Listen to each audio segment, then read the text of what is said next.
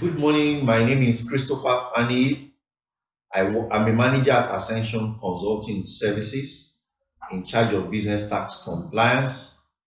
This morning, I will be speaking through the Finance Act 2019 and how it impacts the tax environment in Nigeria.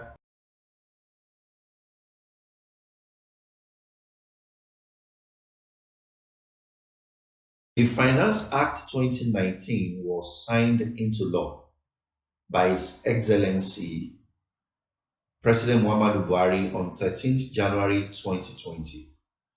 The main intention of the government was to generate sufficient revenue to meet its 2020 budget. And by that, the Finance Act was introduced to amend certain laws in our existing law, which include companies income tax, the petroleum profit tax, the personal income tax act, the Value Added Tax Act, the Capital Gain Tax Act, the Custom and Excise Duty Act, and the Stamp Duties Act. The Finance Act had five broad strategic objectives for coming into being. And number one was to promote fiscal equity by mitigating instances of regressive taxation.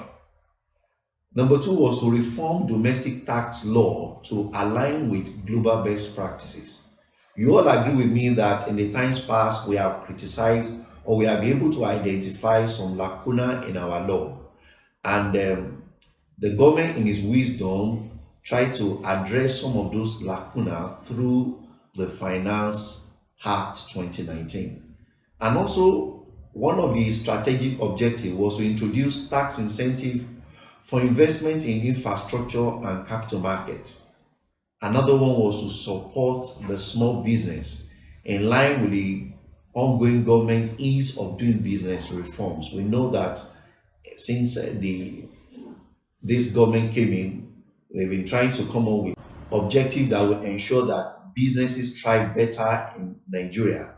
And one of the main objectives of the Finance Act is to come up with initiatives, with laws that will ensure that small business thrive better in this environment. And lastly,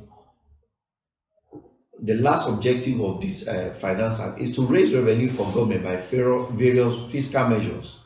And that was what led to the increase in VAT rate from 5% to 7.5%, which was what everybody basically glued to. But that was not the only major thing that happened through the Finance Act, but that was the most popular amendment which everybody, including the man on the street, knew about. So those are the five major strategic objectives the Finance Act 2019 sought to achieve by coming into being. And also, the Finance Act actually amended 57 sections in our existing laws. 57 sections in our existing law. Number one, for Companies Income Tax Act, there are 22 sections that were amended through the Finance Act. Number two, the Petroleum Profit Tax Act. Only one section was amended through the Finance Act. Number three, the Personal Income Tax Act. 8 sections were amended through the Finance Act. The Value Added Tax Act, 15 sections were equally amended. Customs and Excise Duty Tariff Act, 1 section was amended. The Capital Gains Tax Act, 3 sections were amended. And finally, the Stamp Duty Act, 5 sections were amended. So going through all this, you would agree that the government was serious about getting more revenue to support its operation through taxes. So it's no longer so dependent on oil as it used to be. Now the government is looking inward towards generating more revenue from taxes in Nigeria. And that was what led to the Finance Act 2019. Thank you very much.